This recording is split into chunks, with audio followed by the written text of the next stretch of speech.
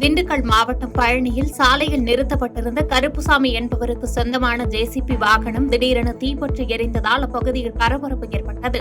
தகவலின் பேரில் அங்கு விரைந்து வந்த தீயணைப்புத் துறையினர் தண்ணீரை பீய்ச்சி அடித்து தீயை கட்டுக்குள் கொண்டு வந்த நிலையில் நல்வாய்ப்பாக டீசல் டேங்க் பகுதியில் தீ விரைந்து அணைக்கப்பட்டதால் பெரும் விபத்து தவிர்க்கப்பட்டது.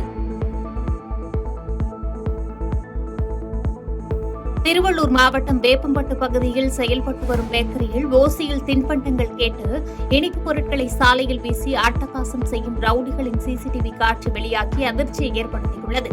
இதனை தட்டி கேட்ட நபரை ரவுடிகள் அருவாள் கொண்டு வெட்டிவிட்டு தப்பி சென்ற நிலையில் சிசிடிவி காட்சி அடிப்படையில் தாக்குதலில் ஈடுபட்ட 2 ரவுடிகளை போலீசார் கைது செய்து சிறையில் அடைத்தனர்.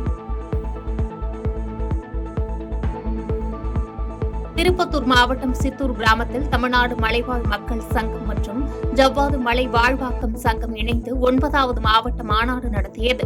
தொடர்ச்சந்திரன் தலைமையில் நடைபெற்ற இந்த மாநாட்டில் மலை கிராமங்களில் அனுபவத்தில் உள்ள நிலங்களுக்கு உடனடியாக பட்டா வழங்க வேண்டும், தெருவிளக்கு, குடிநீர் உள்ளிட்ட வசதிகளை ஏற்படுத்தி தர வேண்டும் உள்ளிட்ட தீர்மானங்கள் நிறைவேற்றப்பட்டது.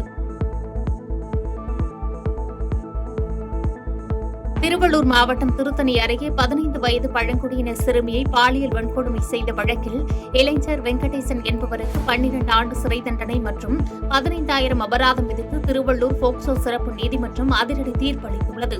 இதனைத் தொடர்ந்து குற்றவாளி வெங்கடேசனை திருத்தணி அனைத்து மகளிர் காவல் நிலைய போலீசார் புழல் சிறையில் அடைத்தனர்.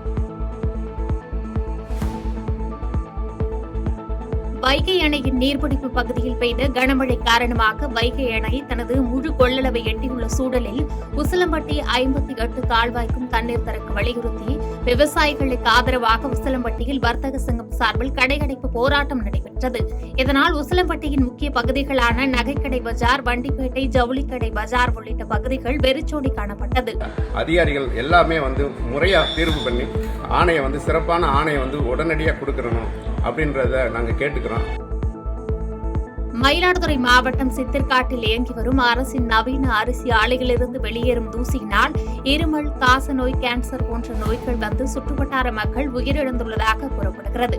இதனால் சம்பந்தப்பட்ட அரிசி ஆலையை மூட வலியுறுத்தி சுற்றுவட்டார மக்கள் பல்வேறு கட்ட போராட்டங்கள் நடத்தியும் நீதிமன்றம் உத்தரவு வழங்கியும் மீண்டும் ஆலை செயல்படுவதை தடுத்து நிறுத்த வேண்டி மாவட்ட ஆட்சியர் ஸ்ரீகாந்திடம் பாதிக்கப்பட்ட ஊர் பொதுமக்கள் மனு அளித்தனர். எங்களுக்கு நிரந்தரமான தீர்வு என்னன்னா கோர்ட்டு ஆர்டர் பண்ணி மில்லை மூடணும்னு சொல்லிட்டு இருந்தோம். அன்றைக்கி அதை மாதிரி வயலேட் பண்ணி ஓட்டுனால அதுக்கு சொந்த மனு கொடுத்துட்டு எங்களுக்கு கோர்ட்டு ஆர்டர் பண்ணி மில்லை மூடுங்கன்னு சொல்லிட்டு இன்றைக்கி கலெக்டர்கிட்ட மனு கொடுத்துருக்கோம்.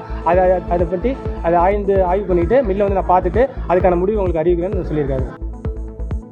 மயிலாடுதுறையில் பெய்த மழையின் காரணமாக ரயில் நிலைய நுழைவு வாயிலில் புதிதாக கட்டப்பட்டு வரும் முகப்பு மேற்கூரையில் பொருத்தப்பட்டிருந்த ஜிஆர்சிசி பெயர்ந்து விழுந்தது பொதுமக்களிடையே அச்சத்தை ஏற்படுத்தியுள்ளது. மேலும் அம்ரித் பாரத் திட்டத்தில் நடைபெறும் பணிகளை அதிகாரிகள் முறையாக ஆய்வு மேற்கொண்டு பேராபத்து ஏற்படுவதற்கு முன்பு உரிய நடவடிக்கை எடுக்க வேண்டும் என்று கோரிக்கை எழுந்துள்ளது. சேலம் மாவட்டம் ஓமலூர் அருகே தனிநபர்கள் ஆக்கிரமித்து ஓடையில் இருந்த பனைமரங்களை வெட்டி எடுத்து வீட்டு மனைகளாக பிரிக்க ஏற்பாடு செய்துள்ள சம்பவம் பரபரப்பை ஏற்படுத்தியுள்ளது.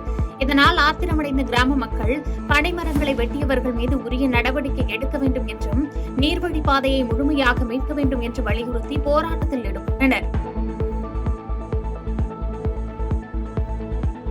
79வது சுதந்திர தினத்தை முன்னிட்டு கோவை மாநகர காவல்துறை சார்பில் சுதந்திர தின அணிவகுப்பு ஒத்திகை கோவை காவலர் பயிற்சி பள்ளி மைதானத்தில் நடைபெற்றது. ஒத்திகையில் காவல்துறை, போக்குவரத்துத்துறை, தீயணைப்புத்துறை, வனத்துறை, தேசிய மாணவர் படை, ஸ்கவுட்ஸ் உள்ளிட்ட பல்வேறு பிரிவினரின் அணிவகுப்பு குழுக்கள் பங்கேற்று தாளமிட்ட இசையில் படிப்படியாக முன்னேறும் வீர அணிவகுப்புகள் சிறப்பாக நடைபெற்றது. அரியலூர் மாவட்டம் ஜெயங்கொண்டம் அருகே கங்கைகொண்ட சோழபுரத்தில் அமைந்துள்ள பிரகதீஸ்வரர் கோயிலில் சுதந்திர தின விழாவை முன்னிட்டு மூவர்ண தேசிய கொடி வண்ண விளக்குகளால் அலங்கரிக்கப்பட்டுள்ளது. ஆகஸ்ட் 15 சுதந்திர தினத்தை முன்னிட்டு தொல்லியல் துறை சார்பில் உலக வரலாற்று சின்னமான கங்கைகொண்ட சோழபுரம் கோவிலின் முகப்பகுதியில் உள்ள சுவற்றில் மூவர்ண கொடி பறப்பது போன்று அலங்கரிக்கப்பட்டுள்ள நிலையில் பொதுமக்கள் பலரும் பார்வையிட்டு வருகின்றனர்.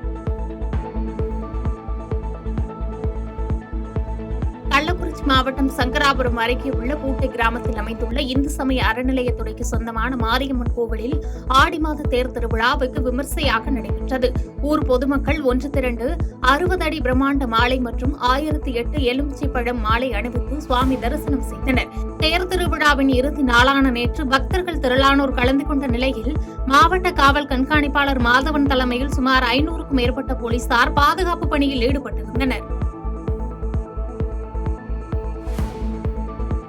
தேனி மாவட்டம் குச்சனூரில் சுயம்பு சனீஸ்வர பகவான் கோயிலில் ஆடி பெரும் திருவிழா வெகு விமர்சையாக நடைபெற்றது. இந்த திருவிழாவில் வெளி மாவட்டம் மற்றும் வெளி மாநிலங்களில் இருந்து ஏராளமானோர் கலந்து கொண்டு தங்களது நேர்த்திக்கடனை செலுத்தி சாமி தரிசனம் செய்தனர். விழுப்புரம் மாவட்டம் செஞ்சி அடுத்த கோணை கிராமத்தில் சட்டவிரோதமாக கள்ள சந்தையில் கூடுதல் விலைக்கு மதுபான பாட்டில்கள் விற்பனை செய்யப்படும் வீடியோ சமூக வலைதளங்களில் பரவி வருகிறது. மேலும் அரசு மதுபான கடைகளுக்கு பல்வேறு கட்டுப்பாடுகள் விதிக்கப்பட்டிருந்தும் இதனை தடுக்க காவல்துறை அதிகாரிகள் எவ்வித நடவடிக்கை எடுக்காமல் இருப்பது அதிர்ச்சியை ஏற்படுத்தியுள்ளது. நாமக்கல் மாவட்டம் வேமங்காட்டு வலசு பகுதியில் போலி ஆவணங்கள் மூலம் நிலத்தை பத்திரம் செய்த நபர் மீதும் அதற்கு உடந்தையாக இருந்த அதிகாரிகள் மீதும் நடவடிக்கை எடுக்க கோரி கிராம மக்கள் வட்டாட்சியரிடம் புகார் மனு அளித்தனர்.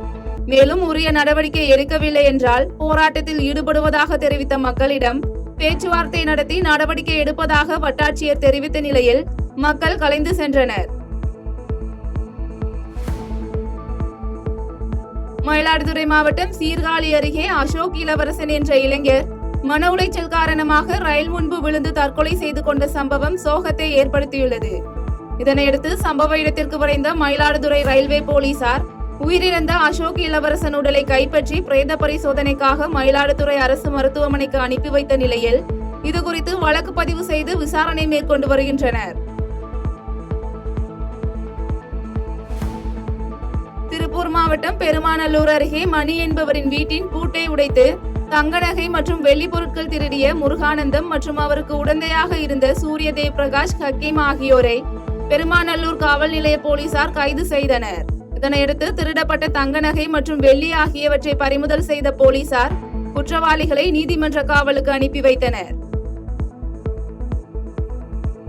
செய்திகளை உடனுக்குடன் தெரிந்து கொள்ள கீழ்கண்ட கேபிள் மற்றும் டிடிஎச் நெட்வொர்க்குகளில் எம்நாடு செய்தி தொலைக்காட்சியை காணுங்கள்.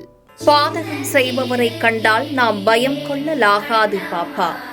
மோதி மிதித்து விடு பாப்பா, அவர் முகத்தில் உமிழ்ந்து விடு பாப்பா. அண்மை செய்திகளை உடனுக்குடன் தெரிந்து கொள்ள இணைந்திருங்கள் எம்நாடு தொலைக்காட்சியுடன்.